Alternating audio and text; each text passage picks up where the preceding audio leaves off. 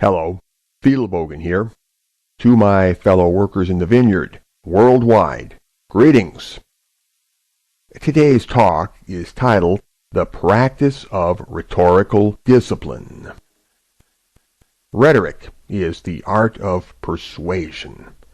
And since persuasion is a matter of prime importance, rhetoric must on no account be neglected, but rather subjected to the requirements of a discipline. We are engaged in a contest for hearts and minds, a serious business which oughtn't be left to the hazards of a random crapshoot. The way we go about saying or not saying what we choose to say or not say will either float us or sink us. In the present talk, I purposely omit the topic of fallacious argument.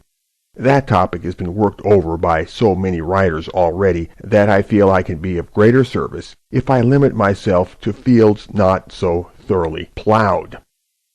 Very well. The sum of rhetorical discipline may be condensed into a single short phrase. Minimize grappling points. What follows will be a gloss upon this precept. A grappling point is anything in the form or content of your communication that gives your enemy an edge, an angle, or an opening. You might say that a grappling point gives your enemy a handhold so he can swing you around, or a foothold so he can climb over you. This sets you in a position of weakness or passivity and negates you as an obstacle so that your enemy advances in a tactical or strategic way. The opponents of feminism are famous for speaking their minds not wisely but too well. In this way they offer grappling points to their enemy and make their own work needlessly difficult. Their ineptitude may be arrayed under a fourfold heading. Firstly, that they will say indiscreet things which are bound to excite the wrong kind of controversy at the wrong moment. In this, they fail to establish politics by being politic. Secondly, that they will use an unseemly or undignified tone. In this, they fail to establish tonal mastery. Thirdly, that they will neglect to uphold a consistent narrative of non-feminist sovereignty that would cast the opposition in the role of an aggressor power. In this, they fail to establish the necessary political frame. Fourthly, that they lack political focus, meaning that they neglect structural unity of message. They speak heterogeneously on a ragbag of topics with little thought to the strategic implications of what they choose to talk about and why and when. In this, they fail to establish message discipline. Consequently, they waste time and energy and bog down the movement. Under all of these headings, the failure in question may be understood as a failure to minimize grappling points. I will now enlarge upon each case in turn. In the first case, the impolitic non-feminist behaves as a loose cannon mouth and makes impeachable utterances. An impeachable utterance may be defined as any saying which, at least arguably, transgresses the norms of morality or decency. I say arguably because the evaluative criteria and subtext will differ from one social group to the next. Different groups argue different things differently and to different conclusions. And so, a statement that would give a feminist a conniption might produce nary a ripple amongst the great middle mass of non-feminist men and women. Any utterance which is arguably impeachable is at least arguably a grappling point, but if the argument is unpersuasive to most people, then it will gain no political traction outside the feminist cultural space, and so it makes a weak grappling point. The worst a feminist can do is dangle you in front of other feminists and cluck about what a horrid specimen you are, but nobody else will give a rip. This bottles up the feminists within their communal psychology and isolates them from the rest of the world. Such an effect, for our purpose, is desirable.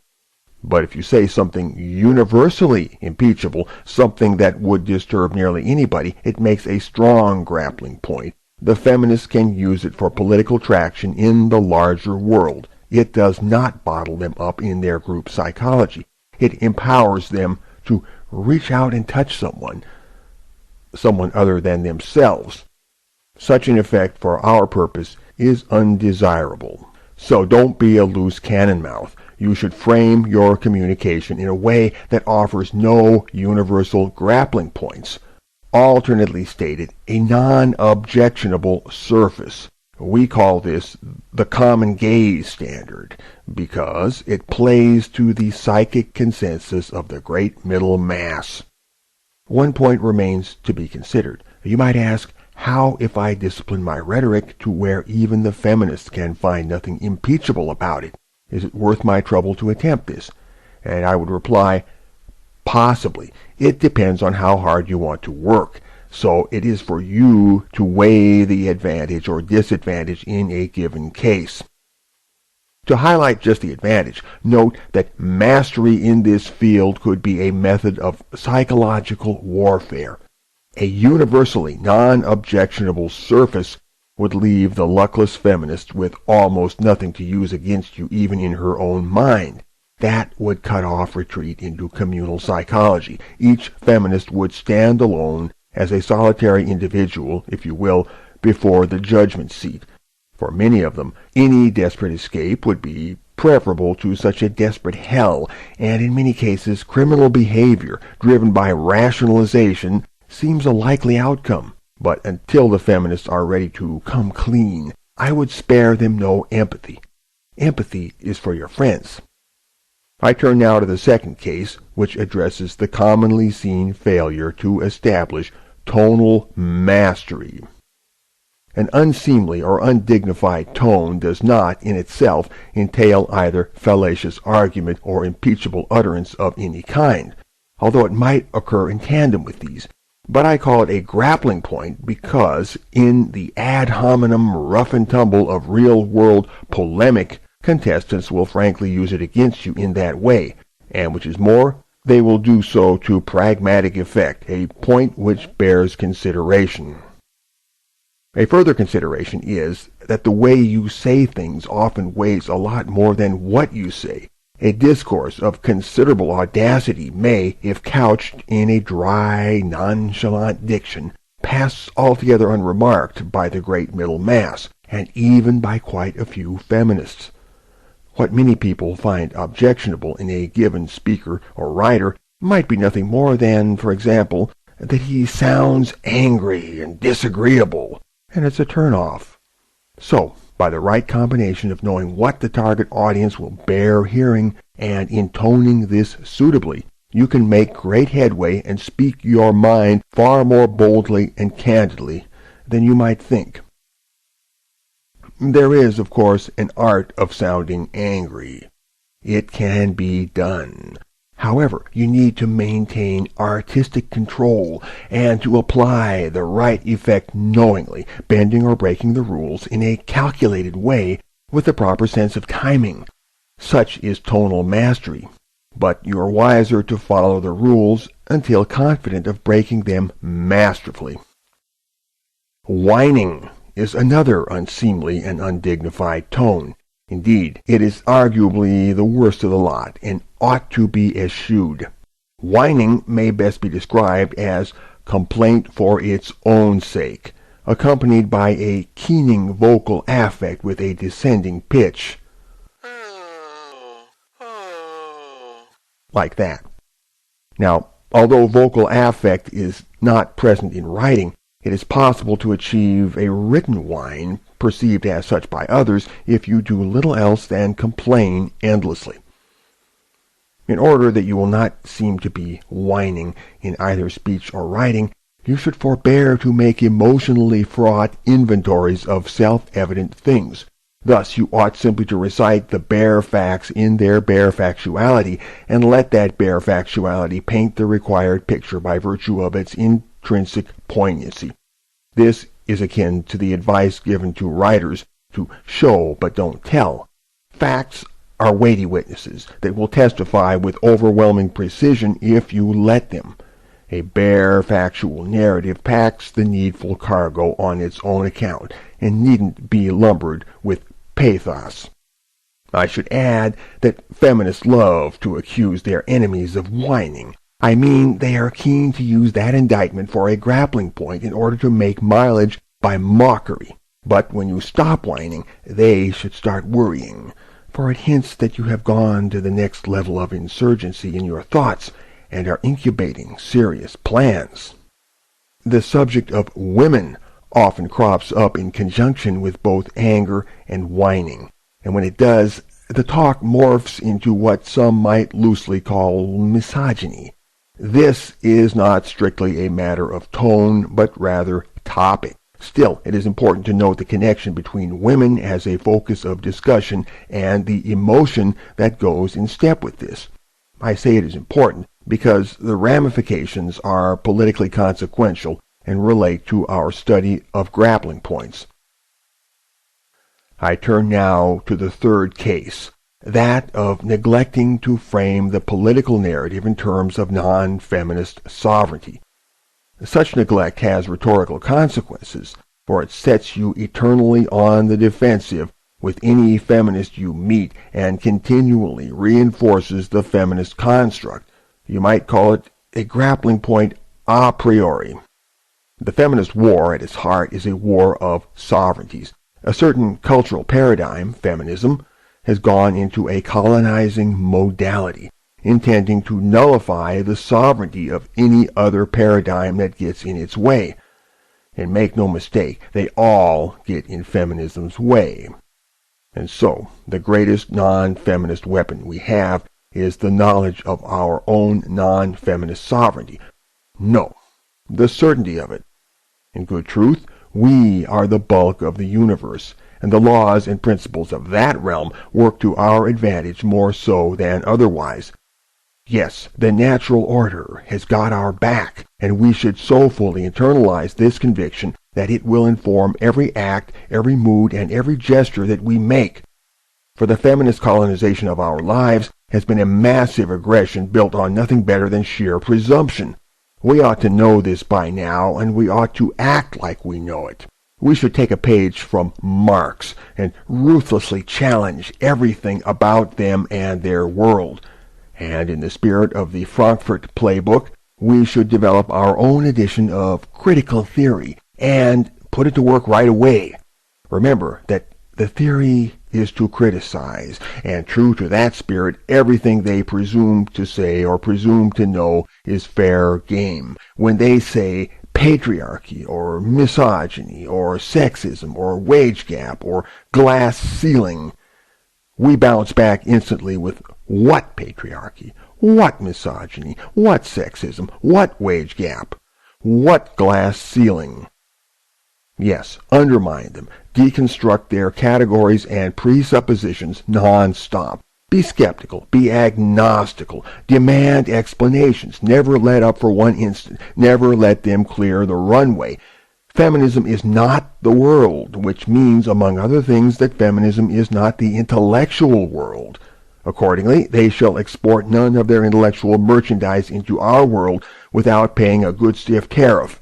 And if we don't want it in our world, we ship it back in toto.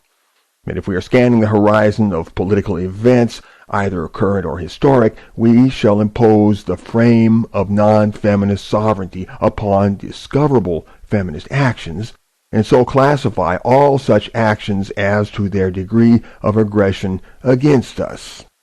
To summarize, we must frame our political thinking, hence our talking, in terms of feminist aggression against the rest of the world, and in terms of thwarting such aggression. This, by virtue of reiteration and practice, will grow into a disciplined rhetorical instinct. I turn now to the fourth case, that in which political focus, or structural unity of message, is neglected. Proper attention to this point may be understood as a discipline, and for that reason we call it message discipline. Message discipline, you might say, puts rhetorical discipline on a collective basis. This term is established lingo among people who talk about electoral politics, but we make it part of rhetorical discipline because it falls within the gamut of operations that will minimize grappling points. The rhetorical consequence of neglecting message discipline is that grappling points will multiply in an uncontrolled manner. So, it is important to keep a strong hand on the message that we transmit to the general population. Politically speaking, our message takes the form of issues and talking points, and in practice this has been an unorganized babble. Many people are talking about many things in our sector, and what we palaver about most overall enters the common awareness, for better or worse, as a composite average of what we are. Or so the world will see it. Now, if there is a true or central message that we ought to be transmitting, then I reckon it should be one that is politically efficient in terms of a goal. And what is our goal? It is to damage feminism as much as possible by spreading information efficient to that purpose. Such, in bottom line terms, is how we parse our doings. All of it boils down to some form of information trafficking. But we must always have a care about efficiency, because some information works more efficiently than other information in the work of damaging feminism. So remember that our message is part of our public image, and that public image is nothing if not trafficked information. Therefore, we must ask if our public image as related to our message is efficient to the purpose of damaging feminism. In addition to compromising our public image, neglected message discipline pulls us into all manner of conversations which are better avoided. For any time you voice an opinion, there is a chance you'll be requested to defend it. And in politics, the more opinions you voice, the more battles you must fight.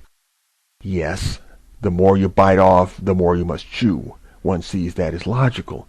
Therefore, we need not and should not take a stand on every issue under the sun. This generates grappling points because it permits the other side to hoist and haul us around by putting us on the defensive. So, the watchword is, pick your battles. Any other policy creates a war on more than one front, the larger counterpart of being flanked on a battlefield. In the end, message discipline means optimally efficient information trafficking in the service of a political goal. So, if we compromise our public image by association with flaky or shady things, that is not optimally efficient. If we load the table with issues not relevant to damaging feminism, that is not optimally efficient. If we load the table with issues only weakly relevant to damaging feminism, that is not optimally efficient. If we let people of a certain political leaning siphon us into talking about loaded topics that needn't be addressed at all, for example, race or LGBT issues, that is not optimally efficient. On it goes. All of these are areas where message discipline might get compromised, and as such they generate grappling points. So, rhetorical discipline commands our diligence in these areas. There are exceptions. For example, were I to opine that the song of the mountain thrush has a more ethereal quality than the song of the lowland thrush, it would not compromise message discipline. That is because the subject of bird watching is apolitical and mysterious. Also, it could add a whimsical note to an otherwise boring dissertation. So feel free to add those kinds of touches. Very well. The 4 parts of rhetorical discipline which I have introduced here can be itemized briefly in the following nomenclature. I would suggest memorizing these for quick conversational reference. 1. Discrete utterance. 2. Tonal mastery. 3. Narrative frame. 4. Message discipline. The remaining question, it seems to me, is the timeless one of how to herd cats. For it is impossible to run a control wire to every loose cannon mouth in this sector, People will say what they will say, even if it is politically ill-advised, and there is little we can do about this in the short run. So the best plan is to form a central column of rhetorically disciplined preachers who may gradually propagate their coherently schooled sensibility. These preachers may teach others by example, and in time generate a master signal and a focal point around which the chaotic clouds of impeachable or otherwise inefficient utterance will swirl. This concludes the present treatise on the practice of rhetorical discipline. Spielbogen. Out.